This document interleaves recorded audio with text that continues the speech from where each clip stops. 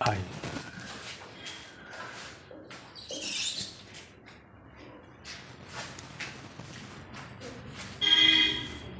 New life हलातज में आपका स्वागत है बाबू। आइए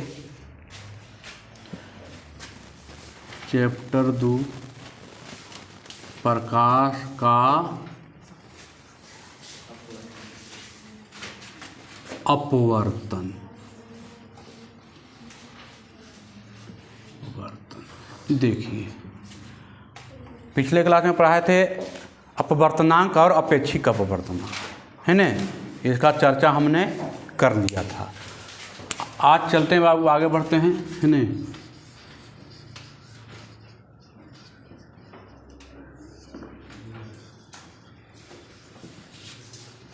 पाठ है ना। आइए आगे बढ़ते हैं। लिखिएगा, हेडिंग डालिएगा, प्रकाश के अपवर्तन का दैनिक जीवन में उपयोग। प्रकाश का अपवर्तन का प्रकाश के अपवर्तन का दैनिक जीवन में उपयोग दैनिक जीवन में उपयोग। क्या आपके जीवन में उपयोग है इसका? तो हाँ बाबू है ना, है उपयोग। कैसे उपयोग है देखिए। ये देखिए, हम एक बाल्टी लेते हैं। देखिए मान लेते हैं कि ये एक बाल्टी है ना। माने जाए ये एक बाल्टी हो गया। ज़्यादा देखिए ऐसे रहता है ना बाल्टी। ये पानी से क्या है, भरा हुआ है।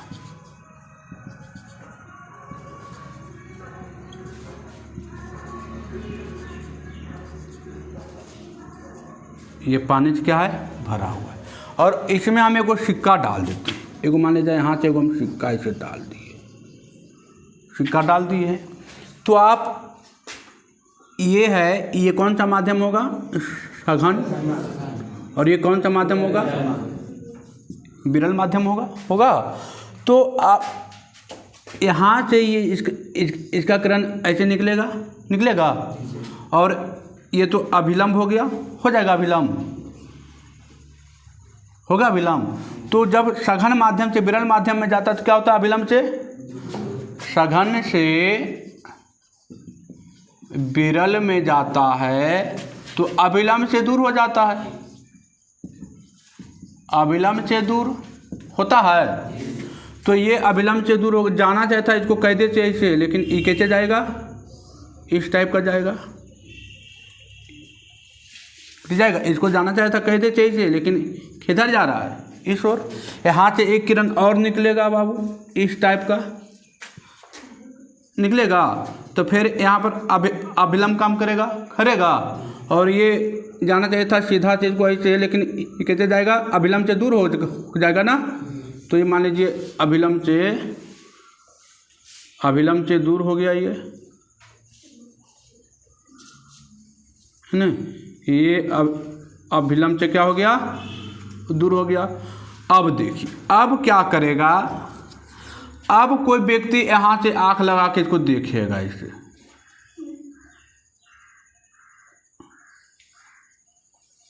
यहाँ से कोई व्यक्ति देखा तो देखेगा, तो देखने वालों को क्या लगेगा कि ये जो है यहाँ पर सिक्का धरा हुआ है, लगेगा। यहाँ से कोई व्यक्ति आंख लगा के देखेगा तो उसको क्या लगेगा कि सिक्का यहाँ के बजाय कहाँ है, यहाँ है, थोड़ा ऊपर दिखाई दे रहा है ना। तो प्रकाश के अपवर्तन के कारण बाल्टी में कोई भी सिक्का गिरा हुआ रखा हुआ है तो थोड़ा सा क्या दिखाई देता है, ऊपर दिखाई देता है। क्या दिखाई देता है, आप देखते भी होंगे कि कोई बाल्टी में आप डब्बू चाहे छोलनी चाहे कोई लकड़ी धर देते हैं तो लकड़ी हल्का सा टेढ़ा दिखाई देता है। ये बाल्टी है ना, बाल्टी। ये बाल्टी है और यहाँ पानी से हम रख देते हैं पानी, है ना। ये पानी रख दिए,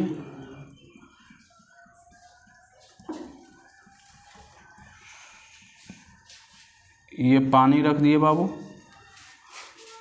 और इसमें हम कोई हाथ रख दिए, एगो डंडा रख दिए। इसमें हम क्या किए, हाथ एगो, इसमें हम हाथ एगो डंडा मोटा सा रख दिए हैं बाबू, रख दिए डंडा, आए इसमें हम कोई मोटा डंडा रख दिया। और इधर से कोई व्यक्ति देख रहा है, इधर, तो इधर से देखेगा तो देखेगा किधर से, बिरल से चगन की ओर देखेगा, या ये प्रकाश ऐसे निकलेगा और अभिलंब से दूर हो जाएगा, एक प्रकाश और निकलेगा, यहाँ अभिलंब की ओर क्या हो जाएगा, दूर हो जाएगा। यहाँ से कोई व्यक्ति आँख लगा देखेगा, यहाँ से कोई व्यक्ति, यहाँ से कोई व्यक्ति ऐसे आँख लगा के देखेगा, है ना, यहाँ से कोई व्यक्ति आँख लगा के देखेगा तो उसको क्या लगेगा कि ये जो डंडा है यहाँ पर है, लगेगा, कहने लगेगा। तो ये प्रकाश के अपवर्तन के कारण क्या होता, कोई बाल्टी में सिक्का रहेगा तो सिक्का कैसा उठा दिखाई देगा, ऊपर उठा हुआ, और कोई बाल्टी में डंडा धरा हुआ है तो प्रकाश के अपवर्तन के कारण कैसा दिखाई देता है, हल्का सा टेढ़ा दिखाई देता है। या कोई मछली पानी में तालाब में तैर रहा है तो आपको जब उसको पानी में तैर रहा है तो आप उसको देखिएगा तो बिरल से सघन की ओर जाता है ना, तो वहाँ पर भी देखिएगा कि जो आप मछली पकड़ने जाइएगा तो मछली क्या होता है कि छूट जाता है, पकड़ा नहीं पाता है, आपको नहीं पकड़ाता है, कारण आपको लगता है कि मछली कहाँ है, ऊपर है, लेकिन रियल में मछली कहाँ रहता है, नीचे। इसीलिए प्रकाश के अपवर्तन के कारण क्या होता है कि कोई भी वस्तु पानी में रहता है तो कहाँ दिखाई देता है, ऊपर दिखाई देता है। आई बात समझ में, है ना। तो पूछेगा क्वेश्चन, ये क्वेश्चन भी है कि कोई वस्तु बाल्टी के भरे पानी में कोई सिक्का को खिराते हैं तो सिक्का ऊपर दिखाई देता है, क्यों, तो प्रकाश के अपवर्तन के कारण। नोट कर लीजिए, जल्दी पढ़ दो, है ना, फटाफट नोट कीजिए, एकदम देरी नहीं करना है, फटाफट नोट करना है। आइए आगे बढ़ते हैं, हो गया।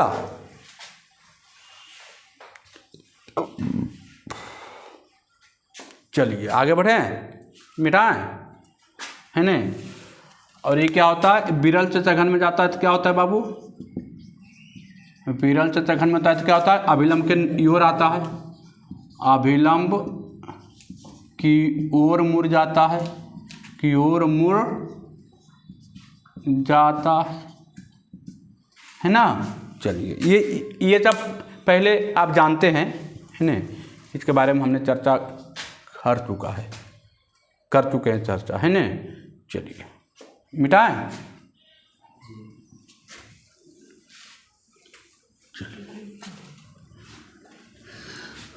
हेडिंग डालिएगा प्रिज्म।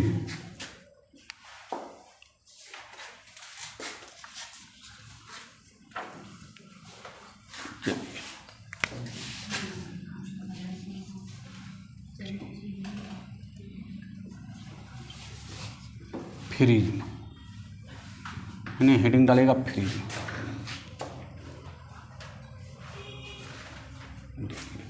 हो गया। आइए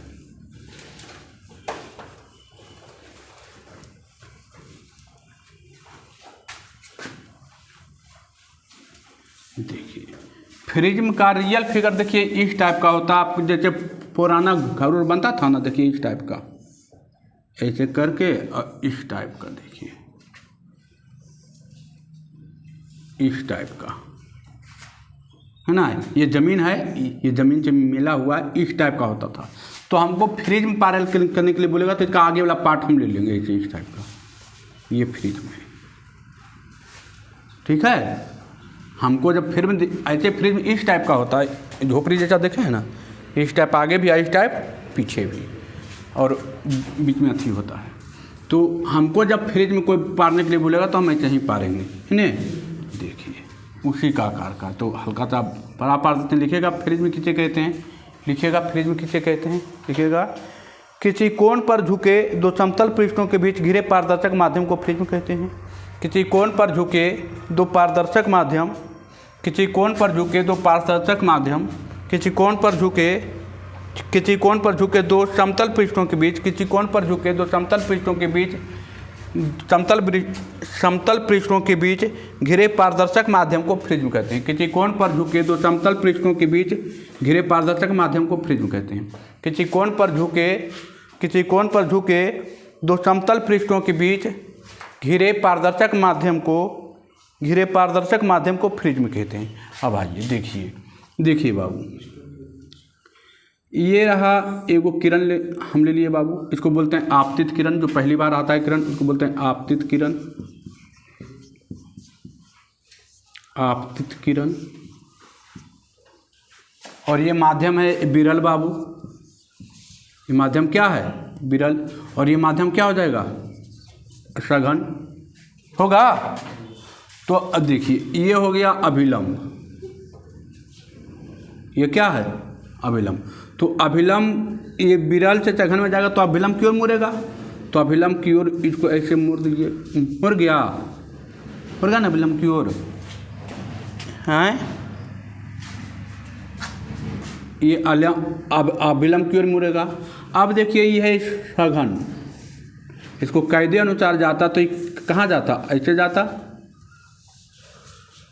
कायदे अनुसार जाता तो ऐसे जाता ना। तो अब अभिलंब की ओर मुड़ गया है। अब ये रहा, देखिए आपका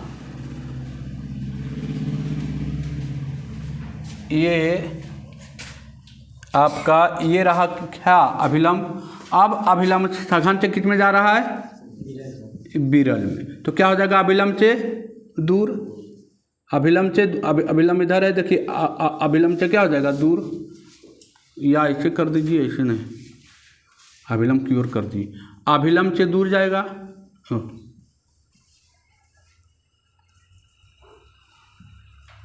इसको और ऐसे नहीं कर दीजिए। अब अभिलंब से दूर गया तो हो गया विरल माध्यम। अब देखिए,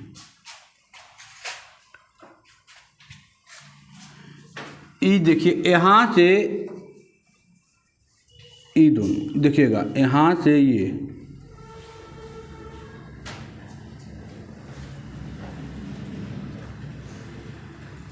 देखिएगा, ये जो है यहाँ पर इसको बोलते हैं आपतित किरण, इसको बोलते हैं निर्गत किरण। निर्गत किरण ये पहले भी बताए हैं बाबू। इसको बोलते हैं अपवर्तित किरण।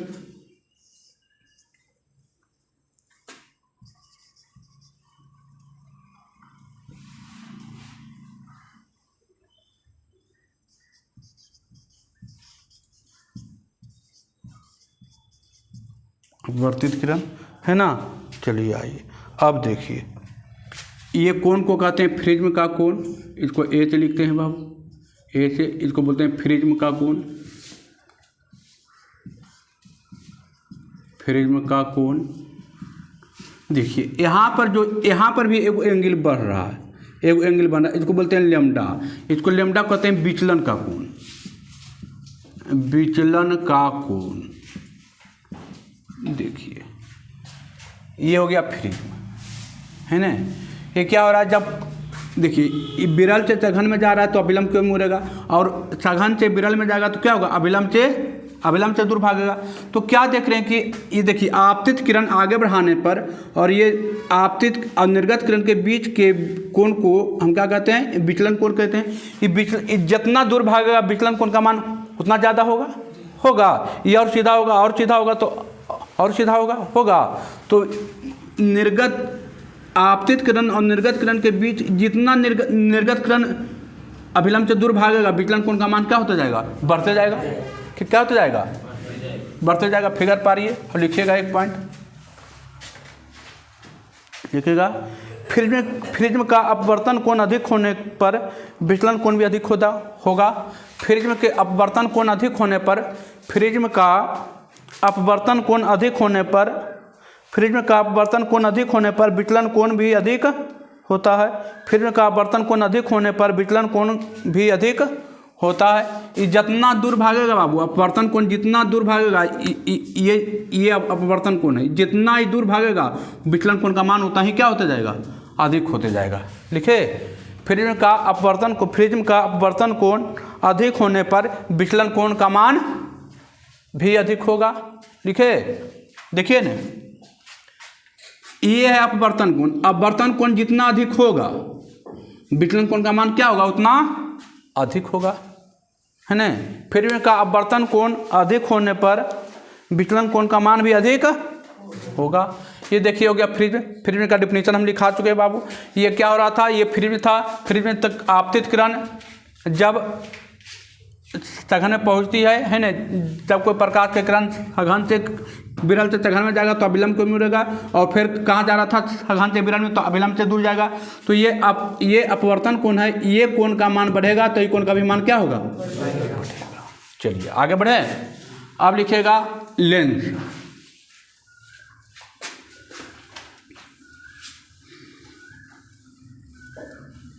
हो गया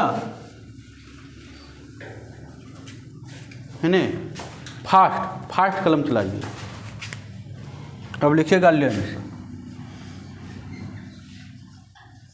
लेंस भाई देखिए, लिखेगा लेंस का डिफिनीशन, पारदर्शक पदार्थ का वह टुकड़ा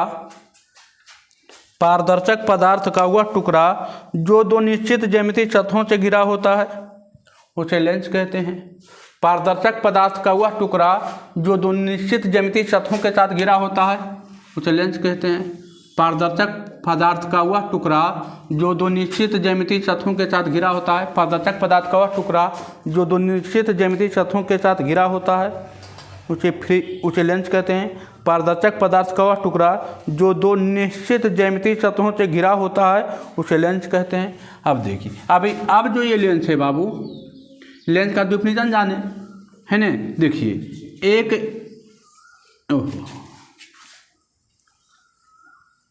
देखिए मान लेते हैं कि एक लेंस ये है, एक वचन कभी और पढ़ देते हैं। देखिए हाँ, एक लेंस मान लेते हैं ये है, ये दोनों लेंस है बाबू। देखिए ज़्यादा अच्छी हो गया, लंबटोतर हो गया। ये मान लीजिए कि एक लेंस ये है, ये दोनों को आप ऐसे करके साट दीजिए। देखिए तो देखिए, एक लेंस ये बन गया यहाँ से यहाँ, और एक लेंस ये बन गया यहाँ से यहाँ। हुआ। देखिए तो लेंस दो प्रकार के होते हैं। लिखेगा लेंस दो प्रकार के होते हैं। पहला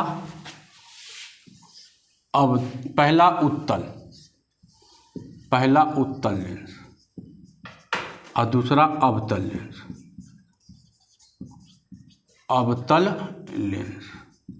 देखिए यहाँ से इसको ऐसे काट दीजिए, यहाँ से इसको ऐसे काट दीजिए, और एक बार इसको ऐसे, एक बार देखिए, एक बार क्या कीजिए, इसको ऐसे घुरा के ऐसे, और एक बार इसको ऐसे घुरा के ऐसे, इसको इन्हें घुरा दीजिए, इसको इन्हें घुरा दीजिए, तो ये हो गया उत्तल। इसको बोलते हैं उत्तल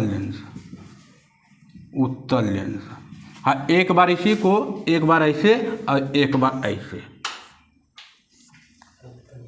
इसको बोलते हैं अवतल लेंस। फिगर आपके सामने है, कुछ नहीं किए। इसको ये दो निश्चित ज्यामितीय सतह था, इसको दोनों का किए हम, काट लिए हैं। इसको दोनों कौचे किए हैं, काट लिए हैं। तो देखिए इसको नहीं भी यहाँ जोड़िएगा, तो इसको पहले काट लीजिए। ये काट लिया और ये काट लिए। एक पार्ट इसको घुरा के इन्हें जोड़ दिया, एक पार्ट इसको घुरा के इन्हें जोड़ दिया। ये हो गया कौन लेंस, उत्तल लेंस। ये दोनों खाली ऐसे करके ऊपर ऐसे टोपी पहना दिए, वो ऊपर ही टोपी पहना दिए, ऊपर ही टोपी पहना दिए, तो इसको बोलते हैं उत्तल, इसको बोलते हैं अवतल। आए समझ में? आए, कुछ नहीं किए। एक दो निश्चित ज्यामितीय सतह था, इसको काट लिए एक एक पार्ट को, इसको उलट के ऐसे जोड़ दिए, इसको उलट के ऐसे जोड़ दिए, तो ये हो गया उत्तल। और ये दोनों के ऐसे ही था, खाली इस ऊपर से एगो टाका लगा दिए, ये हो गया अवतल। हो गया। अब पहला हेडिंग डालेगा उत्तल, पहला हेडिंग डालेगा उत्तल।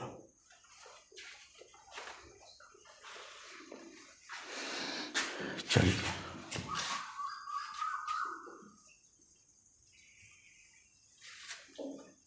गया।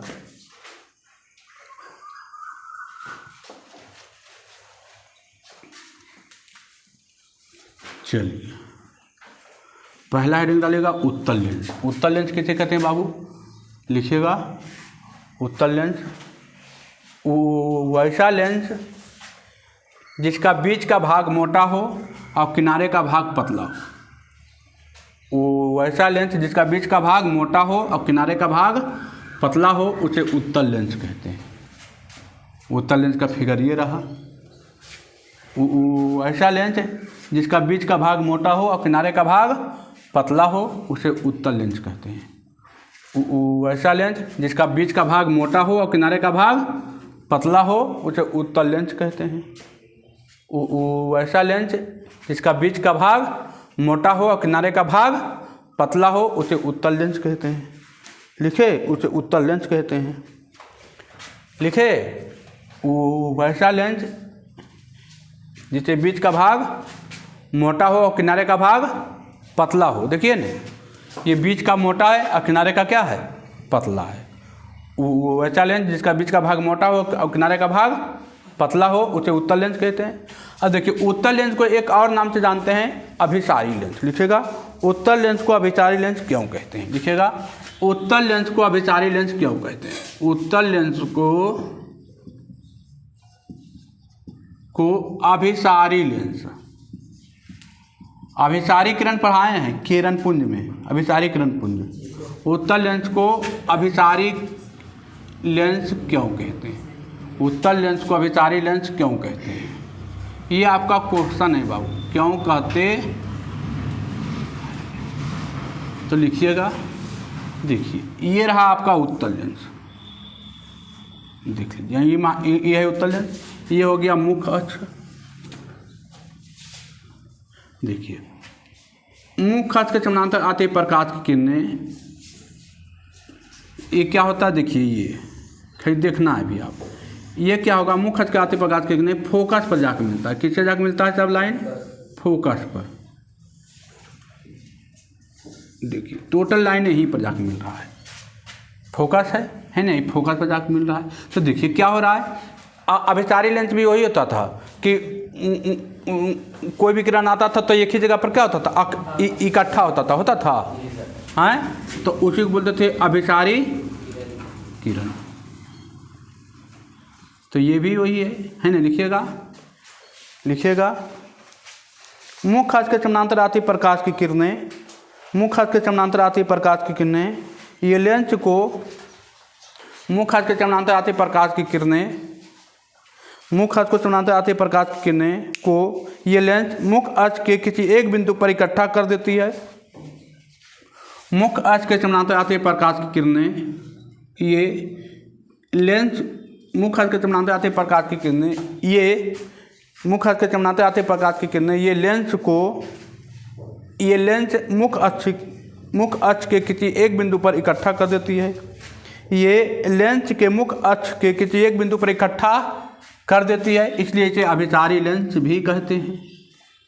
मुख्य अक्ष के समानांतर आते प्रकाश की किरणें, ये लेंस के मुख्य अक्ष के एक बिंदु पर इकट्ठा कर देती है, इसलिए इसे अभिसारी लेंस भी कहते हैं। मुख्य अक्ष के समानांतर आती प्रकाश की किरणें, मुख्य अक्ष के समानांतर आती प्रकाश की किरणें को ये लेंस मुख्य अक्ष के किसी एक बिंदु पर इकट्ठा कर देती है, इसलिए इसे अभिसारी लेंस भी कहते हैं। हो गया। उत्तल लेंस को कौन लेंस भी कहते हैं बाबू, अभिसारी लेंस भी कहते हैं, है ना। क्योंकि मुख्य अक्ष के समानांतर आते प्रकाश की किरणें लेंस से क्या होता है, अपवर्तन के बाद किसी एक बिंदु पर क्या कर देती है, इकट्ठा कर देती है, इसलिए इसे क्या कहते हैं, अभिसारी लेंस भी कहते हैं। हो गया। फिगर आपके सामने है, चलिए अब देखिए उत्तल लेंस कितने प्रकार के बाबू, तो उत्तल लेंस तीन प्रकार के, उत्तल लेंस तीन प्रकार के बाबू। पहला उभयो उत्तल,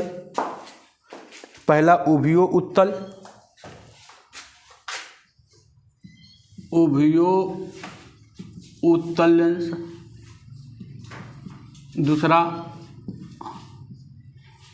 समतलो उत्तल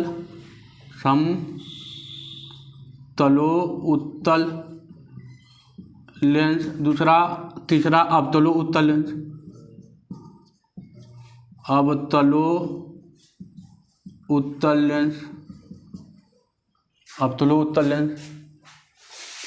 उत्तल लेंस 3 प्रकार के बाबू। उत्तल लेंस कितने प्रकार के? 3 प्रकार के, है ना। उत्तल लेंस कितने प्रकार के बाबू? चलिए मिटा देते हैं। उत्तल लेंस कितने प्रकार के? 3 प्रकार के। तो पहला हेडिंग डालेगा उभयो उत्तल लेंस, वैसा लेंस जिसका दोनों भाग उत्तल हो। इसका फिगर इस टाइप का होगा बाबू, ये हो गया। वैसा लेंस जिसका दोनों भाग उत्तल हो,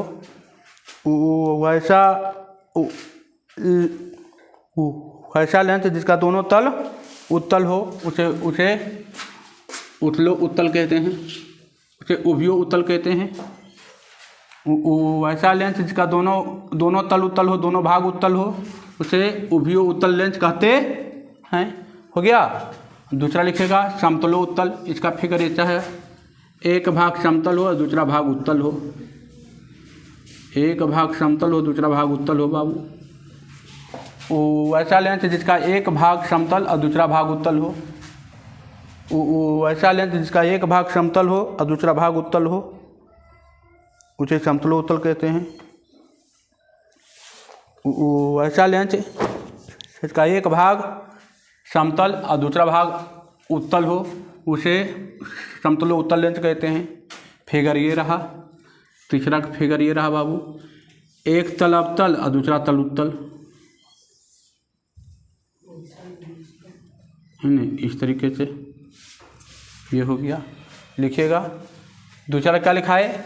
वैसा लेंस जिसका एक भाग समतल हो और दूसरा भाग उत्तल हो, उसे समतलो उत्तल कहते हैं, है ना। वैसा लेंस जिसका एक भाग समतल हो और दूसरा भाग उत्तल हो, उसे समतलो उत्तल कहते हैं। फिगर ये रहा। अब आइए अवतलो उत्तल। अवतलो उत्तल आइए बाबू। वो वैसा लेंस जिसका एक भाग अवतल और दूसरा भाग उत्तल हो, वो वैसा लेंस जिसका एक भाग अवतल और दूसरा भाग उत्तल हो, उसे अवतलो उत्तल कहते हैं। वैसा लेंस जिसका एक भाग अवतल और दूसरा भाग उत्तल हो, उसे अवतलो उत्तल कहते हैं। वैसा लेंस जिसका एक भाग अवतल और दूसरा भाग उत्तल हो, उसे अवतलो उत्तल कहते हैं। फिगर ये रहा बाबू। अब आइए अवतल लेंस। अब चलते हैं बाबू अवतल लेंस पर।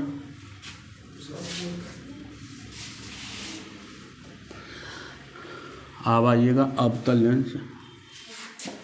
दूसरा लिखेगा, पहला का हो गया काम, दूसरा आइए अवतल लेंस। अवतल लेंस का फिगर कैसे होता है बाबू? देखिए ये होता है अवतल लेंस। देखिए ये देखिए अवतल लेंस हो गया। इसका डेफिनेशन कैसे लिखाएगा? तो इसका डेफिनेशन होगा वैसा लेंस जिसका बीच का भाग पतला हो और किनारे का भाग क्या हो? मोटा हो। वैसा लेंस जिसका बीच का भाग पतला हो, किनारे का भाग मोटा हो, उसे अवतल लेंस कहते हैं। वैसा लेंस जिसका बीच का भाग पतला हो और किनारे का भाग मोटा हो, वैसा लेंस जिसका बीच का भाग पतला हो और किनारे का भाग मोटा हो। देखिए बीच का भाग क्या है? पतला है और किनारे का भाग क्या है? मोटा है। उसे अवतल लेंस कहते हैं, है ना। उसे अवतल लेंस कहते हैं। वैसा लेंस जिसका बीच का भाग पतला हो और किनारे का भाग मोटा हो, उसे अवतल लेंस कहते हैं। अब देखिए अवतल लेंस को अपसारी लेंस क्यों कहा जाता है भाई? लिखिएगा, अवतल लेंस को अपसारी लेंस क्यों कहा जाता है? अवतल लेंस को लिखिएगा बाबू, स्टार मार के, अवतल लेंस को अपसारी लेंस। अपसारी लेंस क्यों कहा जाता है? अवतल लेंस को अपसारी लेंस क्यों कहा जाता है? अवतल लेंस को अपसारी लेंस क्यों कहा जाता है भाई? तो देखिए, पहले अवतल लेंस का देखिए फिगर क्या कहता है इसका। देखिए ये है, देखिए मान लीजिए ये है और ये है ना अवतल लेंस। देखिए ये मुख अक्ष हो गया बाबू, देखिए मुख अक्ष हो गया। अब क्या होता है, मुख्य अक्ष के समानांतर आते प्रकाश की किरणें लेंस से अपवर्तन के बाद फोकस से दूर हो जाती है। देखिए ये मुख्य अक्ष के समानांतर आते प्रकाश की किरणें लेंस से अपवर्तन के बाद फोकस से दूर हो जाती है। यहाँ से मुख्य अक्ष के समानांतर आते प्रकाश की किरणें फोकस से दूर हो जाती है। यहाँ से मुख्य अक्ष के समानांतर आते प्रकाश की किरणें लेंस से अपवर्तन के बाद फोकस से दूर हो जाती है। मुख्य अक्ष के समानांतर आते प्रकाश की किरणें फोकस से दूर हो जाती है। मुख्य अक्ष के समानांतर आते प्रकाश की किरणें फोकस से दूर हो जाती है। तो देखिए ये जा रहा है, ये दूर होते जा रहा है, ये भी दूर हो गया, ये भी दूर हो गया, ये भी दूर हो गया, ये भी, ये भी, ये भी, ये भी, ये भी, ये भी। तो देखिए ऐसा प्रतीत हो रहा है कि ये जो हम आगे पीछे मिलाएंगे तो देखिए यहाँ पर टोटल मिलेगा।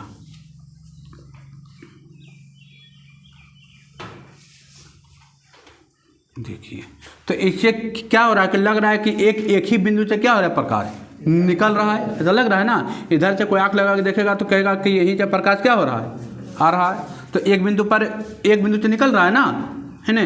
तो लिखिएगा, लिखिएगा मुख्य अक्ष के समानांतर आती प्रकाश की किरणें को, मुख्य अक्ष के समानांतर आती प्रकाश की किरणें को, मुख्य अक्ष के समानांतर आती प्रकाश की किरणें को ये लेंस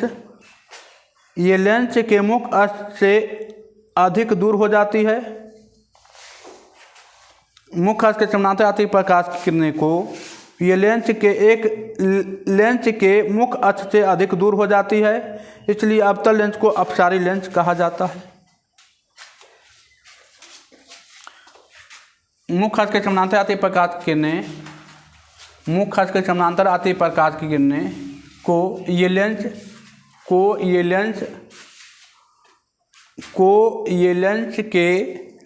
के मुख्य अक्ष से अधिक दूर हो जाती है, मुख्य अक्ष से अधिक दूर हो जाती है, इसलिए इसे अपसारी लेंस भी कहा जाता है। इसलिए इसे अवतल लेंस को अपसारी लेंस भी कहते हैं। इसलिए अवतल लेंस को अपसारी लेंस भी कहते हैं। हो गया। मुख्य अक्ष के समानांतर आती प्रकाश की किरणें लेंस से अपवर्तन के बाद, मुख्य अक्ष के समानांतर आती प्रकाश की किरणें ये लेंस के अपवर्तन के बाद मुख्य अक्ष से अधिक दूर हो जाती है, इसलिए अवतल लेंस को अपसारी लेंस भी कहते हैं। हो गया। आगे बढ़ते हैं। अब देखिए, अब पढ़ते हैं अवतल लेंस के प्रकार। लिखिएगा अवतल लेंस के 3 प्रकार होते हैं, पहला दूसरा। पहला होता है पहला होता है आपका उभय अवतल लेंस। दूसरा होता है समतल अवतल अवतल।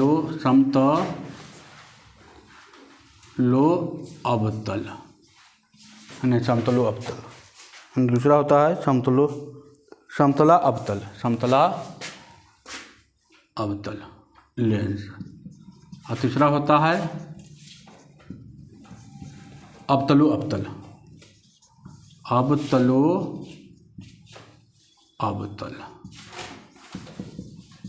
चलिए, उभय अवतल, समतला अवतल और उतला अवतल होता है। उतला अवतल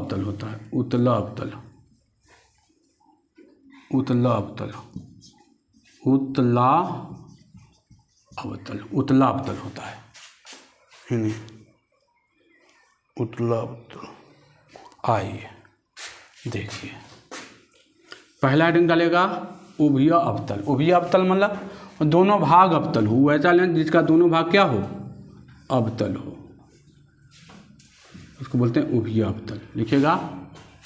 लिखिएगा जिसका एक तल लिखिएगा जिसका दोनों तल अवतल हो उसे उभय अवतल कहते हैं। ऐसा लेंस जिसका दोनों तल क्या हो, अवतल हो। ऐसा लेंस जिसका दोनों तल अवतल हो, ऐसा लेंस जिसका दोनों तल अवतल हो उसे उभय अवतल कहते हैं। ठीक है।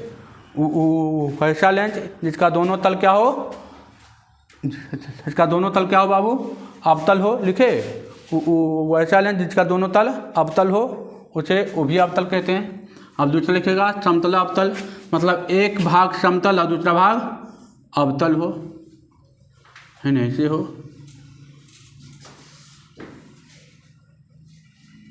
इस तरीके से वैसा लेंस जिसका एक तल समतल और दूसरा तल अवतल हो। वैसा लेंस जिसका एक तल समतल अवतल, वैसा लेंस जिसका एक तल समतल हो और दूसरा तल अवतल हो उसे समतलो अवतल कहते हैं। वैसा लेंस जिसका एक तल समतल हो और दूसरा तल अवतल हो उसे समतलो अवतल लेंस कहते हैं। हो गया।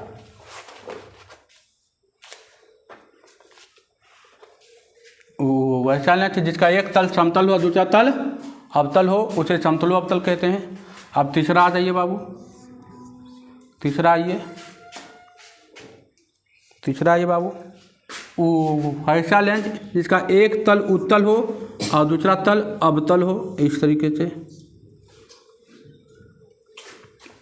है ना। ऐसा लेंस जिसका एक तल उत्तल हो और दूसरा तल देखिए अवतल है, एक तल उत्तल हो गया, दूसरा तल अवतल हो गया। वैसा लेंस जिसका एक तल उत्तल हो और दूसरा तल अवतल हो उसे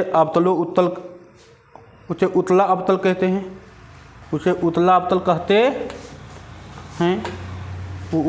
वैसा लेंस जिसका एक तल उत्तल हो और दूसरा तल अवतल हो उसे उत्तला अवतल लेंस कहते हैं। हो गया। देखिए आज यहीं तक रहने देते हैं, है ना, आज यहीं तक रहने देते हैं। लिखे उत्तला अवतल। वैसा लेंस जिसका एक तल उत्तल हो और दूसरा तल अवतल हो उसे उत्तला अवतल लेंस कहते हैं। फिगर ये रहा। देखिए आज क्या पढ़ाए, तो प्रकाश दैनिक जीवन में आप उपयोग बताए प्रकाश के अपवर्तन का, है ना। कोई बाल्टी में सिक्का रखा हुआ है तो प्रकाश के अपवर्तन के कारण सिक्का क्या दिखाई देगा, उठा हुआ प्रतीत होगा, या प्रकाश के अपवर्तन के कारण कोई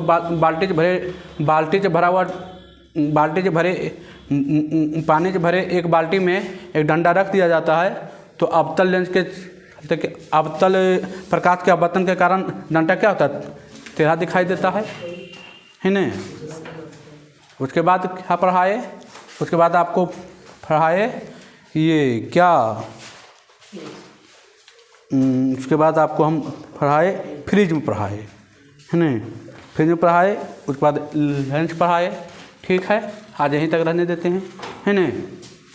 चलिए ठीक है बाबू, धन्यवाद।